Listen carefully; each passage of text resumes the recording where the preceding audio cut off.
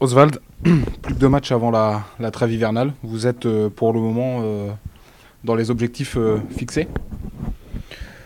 Bah, on peut dire que oui, par rapport à la place au classement, c'est plutôt bien d'être là où on est parce que avant le match de Nancy, c'était une place qu'on pouvait espérer avoir, mais il y avait aussi un embouteillage juste devant et juste derrière, donc on pouvait très bien en un match ou faire un bond ou reculer réellement. Ça montre toute l'homogénéité du premier au gros tiers du classement. Donc ça veut dire que tous les points ont l'importance et d'avoir réussi à faire la bascule après Lens sur une deuxième victoire, c'était important.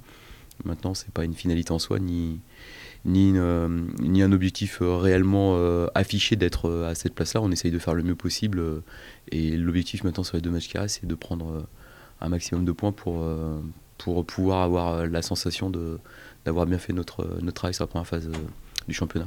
Est-ce que la CA est un concurrent direct? Bah oui, parce que déjà au classement c'est une équipe qui est dans ce championnat-là, on va dire, avec toutes ces équipes. Et puis c'est aussi un concurrent parce que c'est une équipe qui s'est fortement renforcée, qui a fait le pari de l'expérience, qui a un effectif très expérimenté. Et même si sur la période actuelle ils sont un petit peu moins bien en termes de résultats, c'est une équipe qui a fait quand même une très belle phase d'aller. C'est chaud d'aller en Corse justement dans cette situation avec une équipe qui connaît un gros coup de moins bien. Non, c'est chaud d'aller partout quand on joue une équipe qui est en termes de classement proche de ton équipe parce qu'on sait que dans ces oppositions, on va pas dire direct parce que voilà, je répète, il y a beaucoup d'équipes, mais quand on joue contre des équipes qui sont proches au classement, bah, il y a évidemment l'objectif pour chacune d'entre elles de s'imposer. Donc voilà, on sait qu'on a un défi, un match qui va être difficile à aller jouer là-bas. Mais ce qu'on veut, c'est pouvoir bien finir cette première phase. Donc les 2 matchs, et celui-ci et celui de Niort, rentrent dans cette logique-là. À quoi vous attribuez la bonne période que vous traversez? Dynamique de groupe intéressante, une bonne remise en question après la Coupe de France qui nous a qui a peut-être aussi fait du bien. J'ai envie de dire, pour se remettre, pour retrouver l'humilité, pour se remettre au travail. On sait très bien que nous, on a besoin d'avoir un niveau d'investissement au quotidien dans les entraînements très fort.